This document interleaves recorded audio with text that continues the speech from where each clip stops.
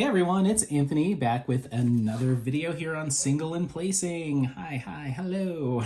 um, I hope everyone is doing well. I just sat down and decided just to do a little impromptu whip and chat because it has been a minute since I've uploaded one, and it's just been a busy past week, so I didn't get a chance to do a lot of content creation. So I figured I'm gonna commit, sit down, and at least, even if it's a short one, get a little whip and chat up, give everyone an update on how things are going, and see how everyone is doing. So hi, hello. Today we are continuing our quest to complete Soul of the Rose.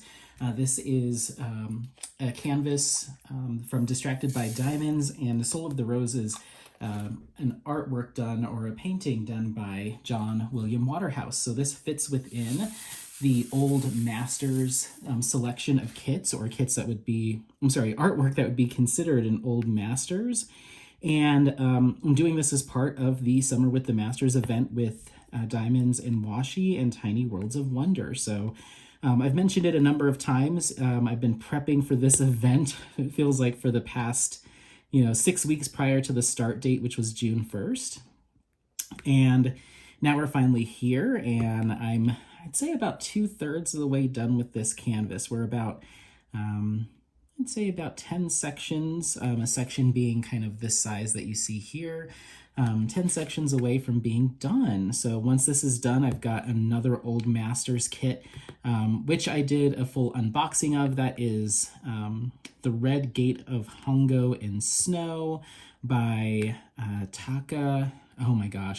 Hiroaki Takahashi. I want to say I always butcher it, and I'm so sorry, but I'll put a link to both this, to Distracted by Diamonds. I don't believe this kit, Soul of the Rose, is in stock, and I'll put a link to Red Gate of Hongo. That is from Uniquely Yours Down Under. So anyway, I hope everyone is doing well. If you are participating in the Summer with the Masters event, please leave in the comments what kit you decided to go with and why.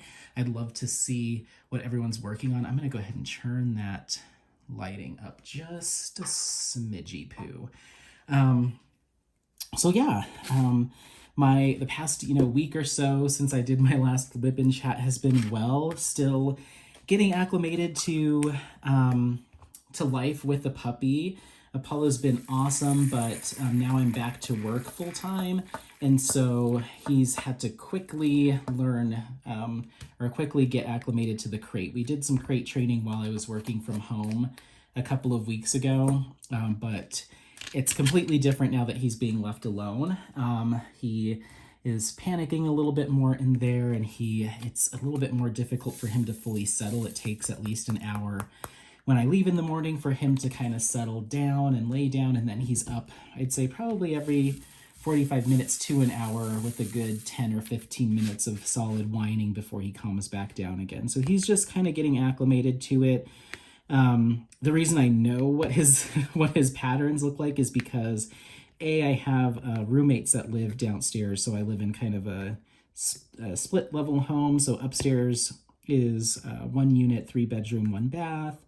And that's where I live with my roommate. And then downstairs is actually the owner of the home, and it's a 2 bedroom, 1 bath down there, and he has a roommate, and they both work from home. So they get to hear all of Apollo's whines and wails all day long, while me and my roommate are at work, because my roommate works construction, so he's either at the construction office or out on site, and then I work in just a regular kind of corporate office. So my roommate does take Apollo a couple days a week to their office. They allow dogs there, and so he gets to go hang out with the other dogs that are in the office and have a good time. And I think he did that twice last week, and then I think he'll be doing it tomorrow and Friday of this week. So like 2 days out of the 5 days a week where we're working, he gets to go somewhere. And then I have the flexibility to come home and do a longer lunch. So I can come home, let him out, take him for a quick walk, and then bop him back into the kennel. And that was my plan today, but I got in the car and I was like racing to get home to take him out. And the other thing that I have set up is I have a little Amazon, whatever they're called, an Amazon camera microphone thing that like tells time and does music and stuff, but you can drop in on it from your phone. So you can like, it's got a little camera on it so you can see what's going on the other side. So I have that set up next to his kennel so I can drop in on him and just see how he's doing. So that's the other reason why I've been able to tell what his patterns are, is because I essentially just have my phone propped up at my desk and I can see and hear everything that he's doing throughout the day. So I just put a little earbud in, and then if he starts to, really whine or kind of freak out, it's kind of a two-way. So I can actually talk to him and he can see me on the little screen. So I typically don't do the screen because I think that might confuse him, and I'm sure my voice confuses him, but I can be like, shh, it's okay, just calm down. And it actually seems to, like I said, if anything, it might be confusing him, so he stops whining and just kind of is like, where is he? Where's dad? So he stops crying, and then when I stop talking, he'll kind of settle down for a little bit, and then that lasts, like I said, a good 30, 45 minutes, and then he's freaking out again. But it's much better than he was on, what was that? I guess that was Thursday or Friday of last week. He did a half day. It was Thursday of last week. He did a half day by himself, and I guess he was just nonstop wailing for 3 hours straight until I came home. I took a half day because we went to the vet. So, but I think he's getting acclimated to it. If you have any tips or tricks on how to get a puppy crate trained, the other thing that we've been doing is feeding him his meals in there and giving him his treats in there even when I'm not leaving for work. So he just gets more comfortable sitting in there. And yeah, if he has a treat or, he's eating, dinner or whatever, he's very comfortable in there and he'll hang out while he's doing whatever that activity is. And he doesn't race to get out of there. He just doesn't like being left alone. I think it's more separation anxiety than it is being in the crate, because I'll put a toy in there and he'll lay half in, half out of the crate, just gnawing on his toy. So he's comfortable in there. I think it's just the separation piece, which maybe that's why my voice is soothing to him, because I think he's more concerned about being away from dad. So we also have our house AC unit is one of those window units, and it's here in the craft room, and this is where the crate is.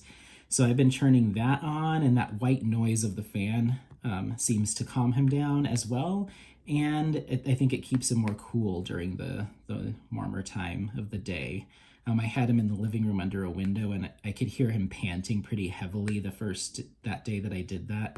And that made me a little bit sad, because I was like, I can't go get you in. You sound like you're overheating. I mean, it doesn't get scorching hot in here, but I think he was just not as comfortable as he could be. So I know that I'm babying him, and I'm sure that I'm overthinking it, and he'll be just fine. He's a very mild-mannered puppy for the most part. He gets little spurts of energy, but they're pretty, as long as you take him for a walk or we play with him a little bit, he doesn't really get the zoomies too much, and he likes to kind of just chill. And I think he's just growing so fast. He's already gained, I think, 3 pounds in the couple of weeks that I've had him. And at the vet, they were like, nope, that's for a Malamute. He's probably more on the Malamute side than the Husky side. He's going to be really big, and he's got these giant paws, and his legs, I feel like, are just getting so long. And so, I don't know, he's really growing quickly, and been doing a ton of research on nutrition for him. So I'm pretty sure he's the most well-fed dog in this neighborhood, if not in in the city of Lakewood, Colorado, because he is on a really kind of specialty high protein kibble. But then I heard that you should add liquid to the kibble, because you don't want to just give them all dry food. So he has some wet food that is from the same brand that's focused on ocean animals. So it's got salmon and mackerel and a bunch of stuff in it, without any, very low on the carbohydrates, no corn or anything like that. And then he also gets a little bone broth, a couple tablespoons of bone broth poured over that, and then a few tablespoons of goat's milk poured on top of that, just to make sure that he's got good gut bacteria and all that stuff. So I don't know. I'm probably overdoing it, but I told myself I'm just going to give him this good stuff and spend the money, as much as I can afford, while he's a puppy, while he's a growing boy. And then as he gets older, if I want to adjust that. But now when he's trying to, just grow his little body into a full-size dog. I want to give him every opportunity he can to grow up nice and healthy. So that's kind of it for Apollo. I could go on and on. That's all I could talk about for hours just because it's a new dog. But other things that have been going on, we went to the reservoir this past weekend and did some swimming and some fun stuff. The long weekend was before that for what's that, Memorial Day was really nice. I got to do some fun stuff. But then this past weekend, I feel like I did even more just because, I don't know, I just got outside a little bit more. We went and did some walks up and down the creek in Golden and just kind of hung out and, just had a really nice weekend. It was productive, but also relaxing. Me and my buddy Joe, he's been on this kick of like wanting to do a brunch buffet. And I was like, where would probably have some really good brunch buffets is up at the casinos in Blackhawk, Colorado, which is about 30 minutes up the mountain from Golden. So about 35 minutes from where I'm at. So we actually ended up going up there for a Sunday brunch, and it was like all you could drink champagne, a full breakfast. I guess not full. They didn't have like pancakes or waffles, but they had like eggs Benedict and a whole bunch of other breakfasty kind of foods and a yogurt bar. And then for the lunch part of the brunch, they had a full-on like Asian cuisine little section with, your Americanized stuff like orange chicken and spicy beef and fried rice and crab wontons and stuff. And they had a little Italian area with meatballs and stuffed shells and, all that stuff, penne. And then they had a Mexican area that had some Mexican food, some tamales, carnitas, a bunch of other stuff, and then like a full salad bar, dessert bar, shrimp cocktail area. Like it was kind of like anything you could think of, and it was $20 a person. So of course we went up there and just ate way too much. So all of Sunday I was just like, oh God, like why did I do this to myself? And then he texted me because I dropped him off back at his house before I came home. He's like, I'm never eating again. And I was like, I know. This was an amazing idea and also a terrible idea. So I don't know. He wants to kind of like explore breakfast like buffets, like those brunch buffets around the Denver area, but they can get really pricey. There's one that's, I think it's at like a Marriott or a Hilton in what they call the Denver Tech Center. So it's kind of like South Denver area. And it's like almost $80 a person. I'm like, you could go up to the casino and get that for an entire month for that one meal. But I'm sure the quality is different. And they mention on their website, like, oh, we do crab legs and this and that. So I think he wants to do something a little bit fancier. So I was like, maybe we'll do that later on this month for like the weekend of my birthday. Maybe that'll be the treat, is going on doing one of those. So anyway, so that's kind of what happened this past weekend. Work has been going really, really well. I'm staying busy. What else? I've got some plans this later on this summer that we're trying to work out the details of. That same friend Joe wants to go up to the East Coast. He and his family are from Rhode Island, and his family has a little beach house. It's not anything fancy, but a little beach house there in Rhode Island. So he wants to go up there for Labor Day, and I'm going to try to swing it vacation-wise, but I've been using quite a bit of my vacation hours.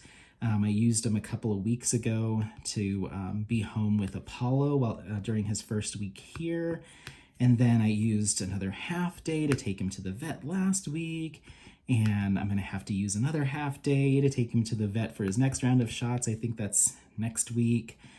So it's just a lot of like time that I'm taking off to care for the dog. And then I'm sure that there's going to be days where he is just inconsolable in that crate, and and maybe those days are coming soon, where it's just going to be too much for me. And I can't, I don't know if it was a good idea to set up the camera, and here we are talking about the dog again, but I feel really sad when he's crying. So I don't know if he did it consistently and long enough and was ignoring what I can do via camera, I would probably say, I need a mental health day and just get in my car and come home.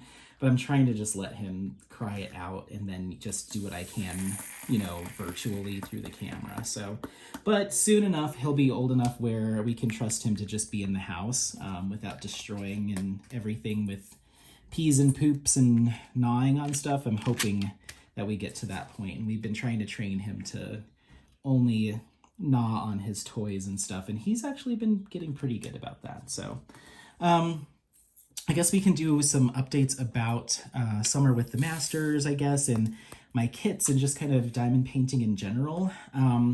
So this kit, like I said, I'm getting through it as quickly as possible. I had some decent time to do some work this weekend. Not a ton, but a fair amount. And I'm thinking on my weeknights, I'm going to have some time to do it. So hopefully I can kind of get going on this and wrap it up so I can move into the Red Gate of Hongo. That kit was actually the one I'm intended on starting Summer with the Masters with, but there was a little bit of an issue with the drills that were, not an issue, but I wasn't, I've already explained this, so I'm like, how do I say it in a different way so it's not as monotonous? But essentially, I ordered the kit with AB drills. They said on the website 2 to 6 ABs per kit. They don't tell you what ABs or where, which is pretty typical. Like, companies don't tell you that. They just say that they're going to be there. But usually ABs are used for like highlighting, you know, pulling focus to a particular area or subject. And for this particular kit, which I'll insert a photo of it, you've seen it before and you'll see it as soon as this kit's done, or as soon as what I'm working on is done, because that's what I'm going to start next. But I'll insert that photo.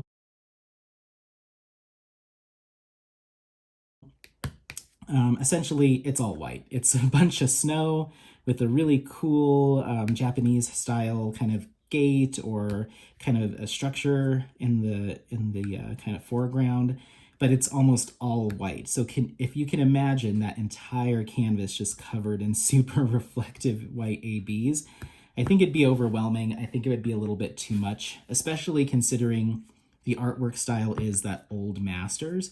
So, you know, I'd assume it's kind of more muted tones. It's not necessarily supposed to be kind of blinged out. So I don't mind a little bit of highlight, and I thought it'd be nice to have some little sparkle in the snow here and there, but to have it all sparkled up seemed a little much. So one thing led to another. I let Uniquely Yours down under no. They are very gracious. They offered to replace those drills for me, but communication kind of fell apart. They asked for how many drills, so I sent them, because the bag was done by weight, so I just sent them the weight of what I'd like to have in regular drills, which ended up being like 90%. 90% regular drills, 10% ABs is what I thought would make the most sense. So I gave them that weight, whatever that gram was, and then they responded saying, we actually don't go by weight, we go by number of drills. Send us the physical number of drills. So I had to go online and look up all these different articles to try to figure out what the conversion rate is. Like 1 gram usually equates to how many squares. So I did that conversion and sent it over to them, and then nothing, complete like radio silence. And I was like, oh no, I probably pissed them off or probably annoyed them, because it was a lot of drills. I was asking for like 17,000 something drills, because there's a lot of white in that canvas, and that's how much I would need to do like a 90% regular AB or regular drills to 10% AB. I'd need it was like 17,400 and something.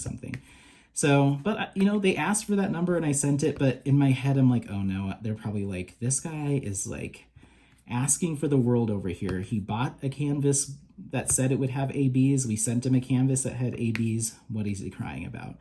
So rather than continuing to like harp on the matter, or because I think I waited a little over a week, and then I sent a follow-up email just saying, hey, I know it's super busy. I just wanted to confirm that you got that amount from me.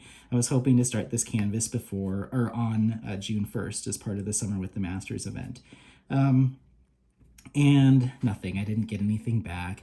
And so I know they're super busy, and I think they had some stuff going on too. So I'm not about to, like, you know, flip the table for some freaking drills. Like, I'm an adult. If it's what I want and I want to make that, what is on, as all, in all honesty, is an alteration to a canvas outside of what I was promised. You know, they don't owe me that. I think they were just, you know, going to do me that solid.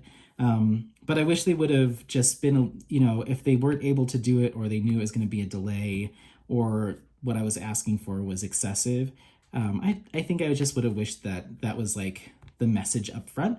That way I could have done what I ended up doing anyway and just buying regular 50, 200 drills on my own. So that was a little bit of a bummer because that ended up putting a delay. I probably wouldn't have even started this canvas, Soul of the Rose. Probably wouldn't have even done it until later on in the summer because I was intending on starting with that one from Uniquely Yours Down Under. So it's a very, very mild inconvenience. I ended up ordering 18,000 white 5200 drills from Diamond Drills USA on Etsy. 9 bags of their 2000 bags, bag size, which is their largest size.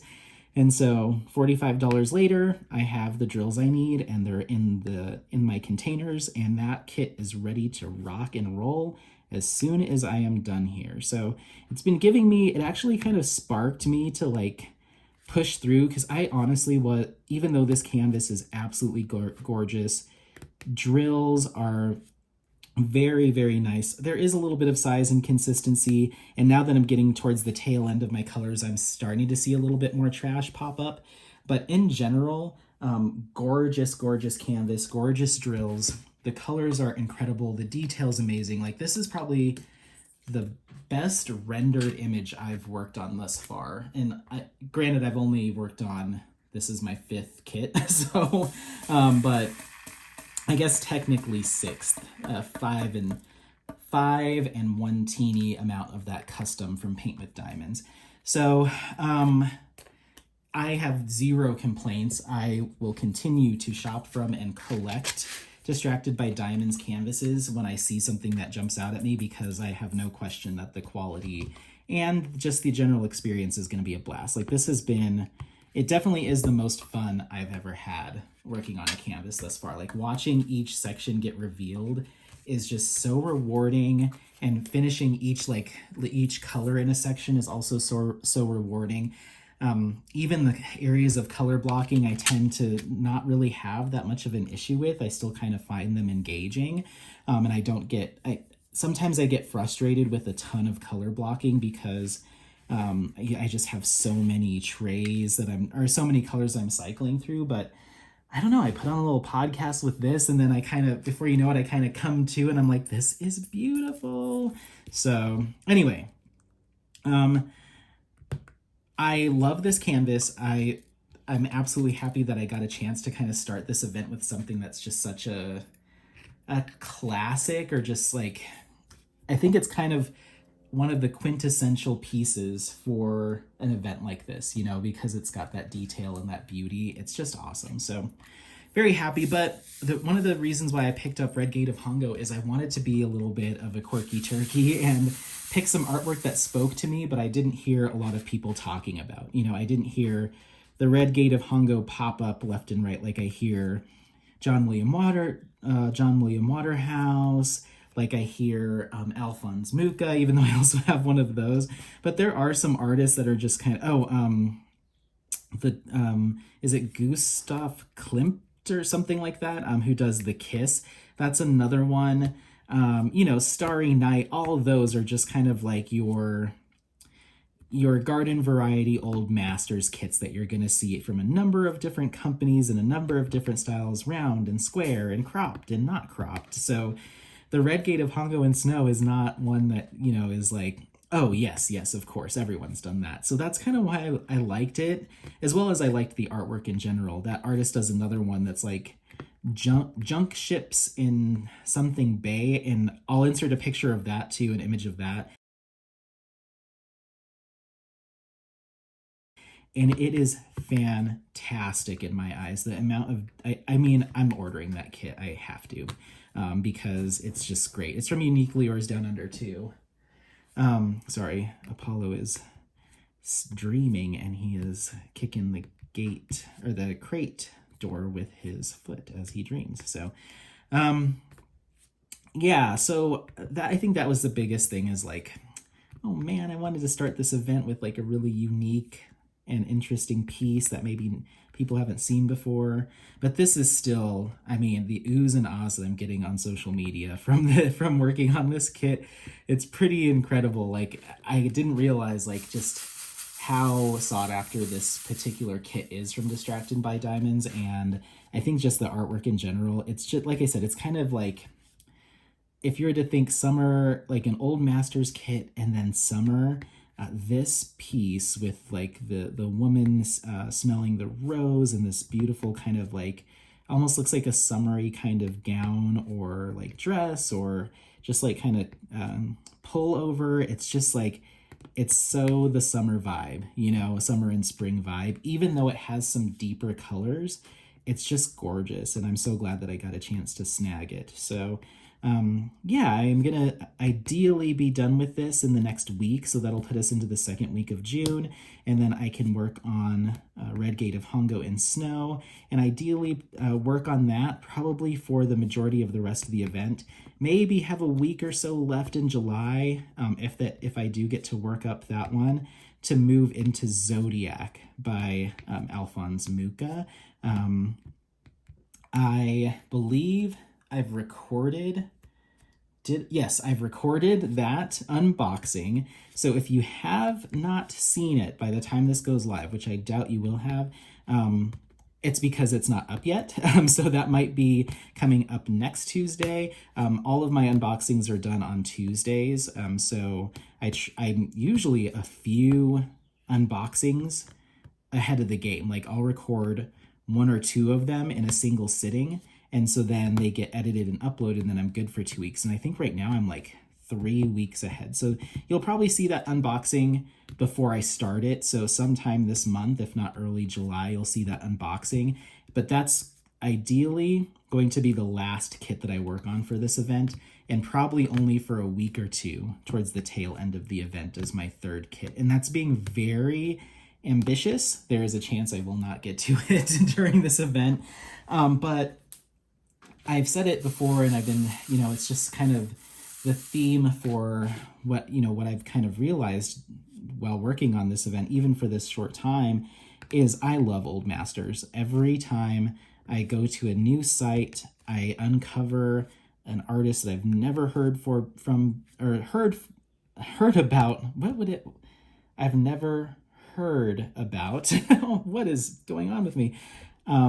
An artist I haven't heard about ever. And they're these older pieces of work that some of them just really speak to me. John William Waterhouse especially really seems to be one that I'm like, oh my gosh, like beautiful.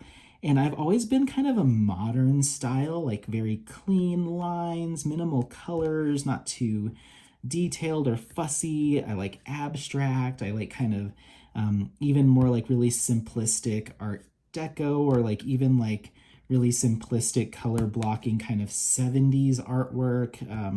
I'm talking from like marketing style art, like I'm talking from like a marketing perspective. So yeah, that's kind of like what I've always really liked. So these really intricate, detailed, especially kind of like those loving photos of like a woman in a boat or in a meadow. Like I've always pinned those to like kind of Thomas Kincaid kind of landscape stuff. Like I've always clumped that in the same group. But now I'm finding these pieces like Soul of the Rose where I'm just like, there is something about this that just kind of there's just so much emotion behind it. And it makes me so interested, like, what was the story behind this? Like, why this painting, and what's going on here? And so I think what I'm going to start doing is on my future WIP chats and unboxings and postings on Instagram, which if you're not following me there, go check it out.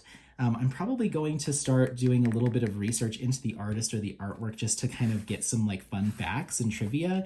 And maybe that's the value I can add to this event, is like maybe you didn't know this. You know, there's like the lore behind some of the artwork that we're all working on for this event. I think that'd be really interesting. So let me know if you have any trivia or like facts about any of the kits that you're working on, or this one, Soul of the Rose, because I think it'd be a fun way to kind of expand upon the knowledge of these artists and maybe increase some appreciation for them in any form, be it the actual artwork or prints or diamond paintings. So yeah, I think that's kind of the direction I'm going to go during this. And I don't know if I have to go ask for permission, but I'd love to do a continuation of this event as either my own event or just like I think Diamonds and Washi, somebody else in the community or a couple of people did something through Instagram called like or was it might have been Rachel Ray. I can't remember now. Maybe it was both of them. But anyway, somebody was doing a non-event for Halloween. So it was like, we know it's March, but we've got a bunch of Halloween stuff and we don't want to wait for Halloween to start working on our kits or on our crafts that are Halloween themed. So whatever you've got, if it's a new piece, if it's a WIP that you kind of abandoned, you know, after Halloween last year, go ahead and grab it and let's keep working on these kits. Because a lot of people love, like, and I do too, I love kind of the Halloween themes and the fall and autumn themes and some of the witchy vibes and stuff that you can get from canvases around or from artwork around that time, or just, you know, anything creatively. So anyway, all of that is to say, I'd love to do something similar to that, where maybe it's not an event, but it's just kind of like, let's bring these old masters that maybe we don't finish during the summer with the masters, bring them into fall, and maybe we can, you know, turn the focus more towards like learning about artists, history and lore, and even like, I'd love to find a canvas that's an old masters or a kit that's an old masters that has maybe some spooky ooky vibes to it, and just kind of like mix the seasons, mix the theme, but always bringing it back to old masters. So like, maybe there's a particular piece that just has a really spooky, creepy history, or people have said that artwork is haunted. Like, I'd love to find something like that that's an old masters and work on that kit and be able to tell some story around it. Or like a particular character. You could bring that into the winter time too. The different versions of what we call, you know, Santa Claus or Saint Nick, or all of that stuff. Like, maybe there's some old masters that depict different cultures' versions of who that is or what that is. So I think there's a way to bring this style of artwork, you know, year round into multiple different themes, and do a little bit of kind of learning as we work on these canvases that are just like so unique, so much fun, have so much detail, are real projects that, you know, you can work on year round. And also knowing all the while that you're working on something that is in the public domain, so you don't have to worry about licensing and all that stuff. I think it opens a lot of doors for people that maybe want to find a site that's a little bit more affordable because these are in the public domain. So there's less like chance that there's going to be royalties involved for the diamond painting company. So yeah, I don't know all the like how contracts and stuff work with with artists and diamond painting companies, but I think there's a lot more freedom when it comes to old masters artwork. So anyway, that's kind of my idea, because I don't want to put these away. and every time I go to shop for diamond paintings, or at least in the past few weeks, I've really only been looking and searching for old masters, and I find myself being less and less like oohed and awed by like some of the releases from more popular artists. Now, I have my favorites, like Ivy Dolomore. I just ordered a kit from a private seller. It was the mystery kit from Diamond Art Club in Ivy Dolomore that I started diamond painting. That was before my time, but I saw it starting to get worked up by a couple other people, or unboxed, and I was like, I must have. So I found one. It's on its way, and hopefully it's in good condition, all that stuff. So there's certain artists like that where I've absolutely fallen head over heels for the style of artwork, and I'll probably just buy them to support that artist and to collect those pieces. So I'm sure I'll have more of those, more present day modern artists that are working on stuff that I love. But I could absolutely see myself falling into working majority old masters. I don't know what it is, but I like the challenge. A lot of these kits are big kits, they're big canvases, so you get some time out of them. And there's just variety, anything you can think of. There are artists from the world over that have such incredible, unique styles. Dark themes, happy themes are more, more uplifting pieces. Pieces that tell a deeper story, pieces that reflect, a point in time of human history. I don't know. I'm just kind of fanning over, I don't know what I'd call it, but I don't know. It's just, I find like it's adding a sense of depth to this craft that I did not expect to find, and now I'm kind of hooked. So I do want to thank Katie with Diamonds and Washi, and oh my gosh, I'm gonna forget Tiny Worlds of Wonder's name. Oh, I'm blanking on it. I'll put it in the description with the link to her channel.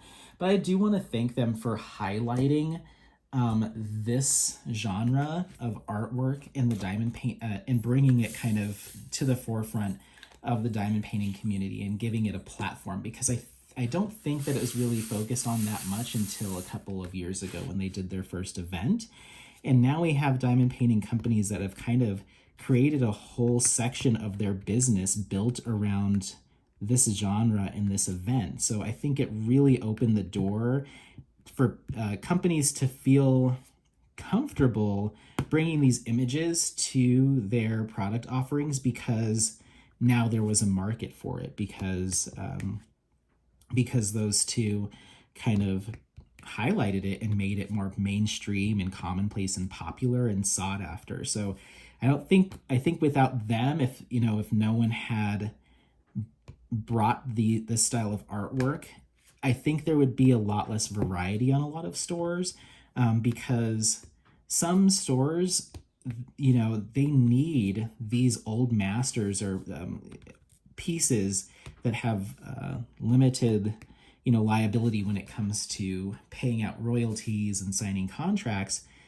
These are probably going to be some pretty good money makers too, right? Because there's less of that overhead impacting the cost of the kit. So if you can charge the same amount for an old masters as you would for something that's more modern, where you are having to compensate the artist. Not to say, that's an amazing thing, and I love that companies do that, but to have the option to go with something that's a little bit more affordable, I think it might bolster companies that maybe wouldn't be otherwise doing so well. Especially, I think it also is very smart to do it in the summer, because it might encourage a little bit of boost in sales for stores that maybe see a dip when it's summer months, because people are outside, the kids are out of school, we're going to the park, we're doing this, we're doing that, this is vacation time. So I could imagine that some diamond painting companies see a little bit of a dip in sales because people aren't, sitting behind their crafting tables maybe as many hours as they normally would be during the winter, fall and winter, and even spring, when maybe the weather doesn't permit as much outdoor activity. So I think now is the time when there's probably the fewest people actively diamond painting, and yet we have this amazing event that has so much traction and definitely drew me in.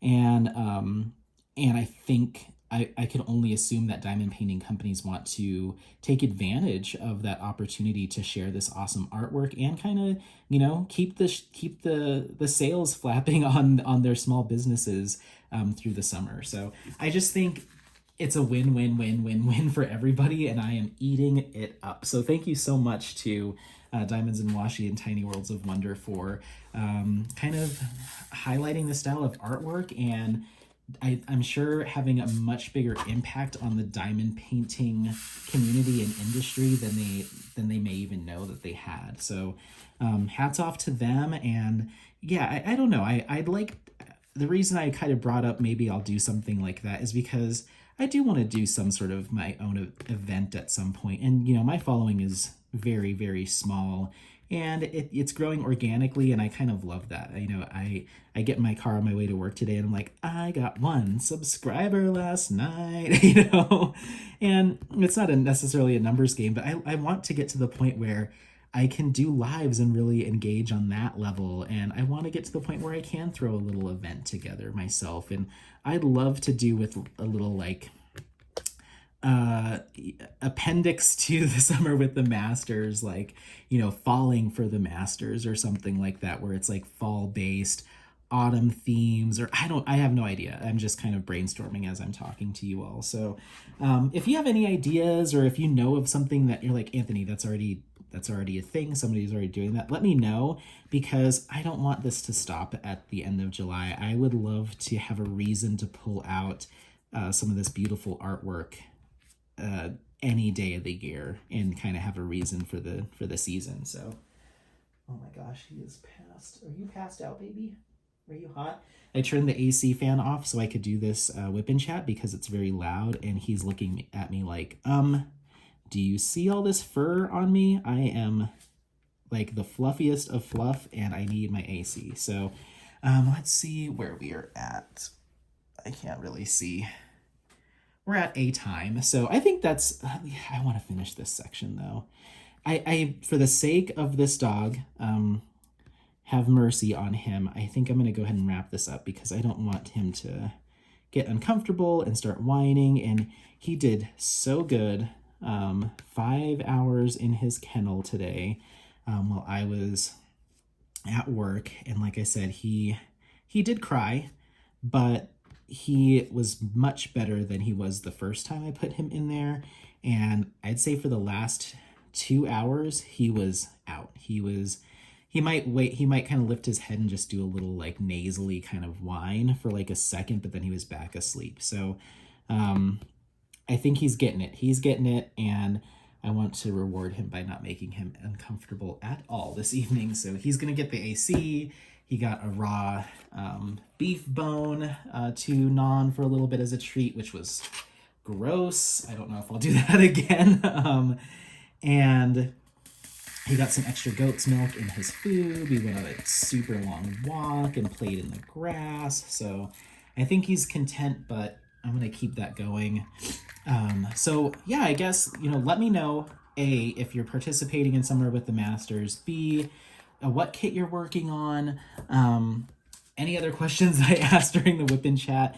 And I also, one of the big ones is, if there was something presented where you could participate in like some sort of continuation of Summer with the Masters that's more learning based, or maybe picking an one old Masters artist a month to highlight. And if you so happen to have a kit from that artist, you can snag it and just, if it's a whip, work on it, or any old Masters. Or I'm trying to figure out how I can add value to something that has already been created that has so much value in the community.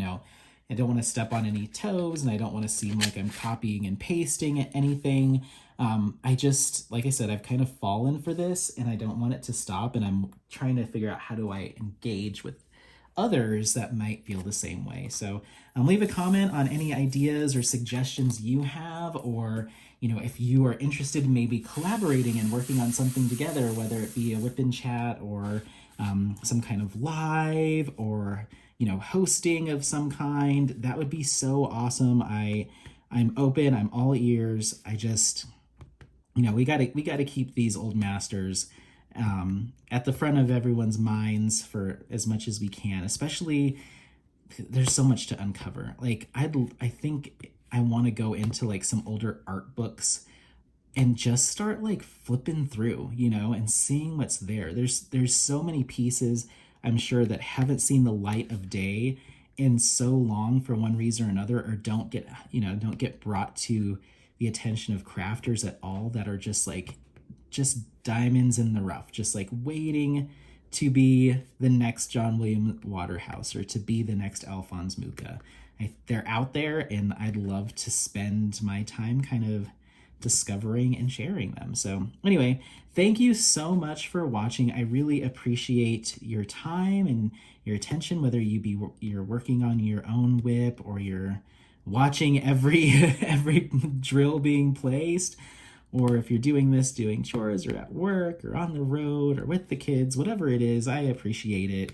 Feel free to share this video and the channel Single and Placing with those around you that you think might take some interest in it.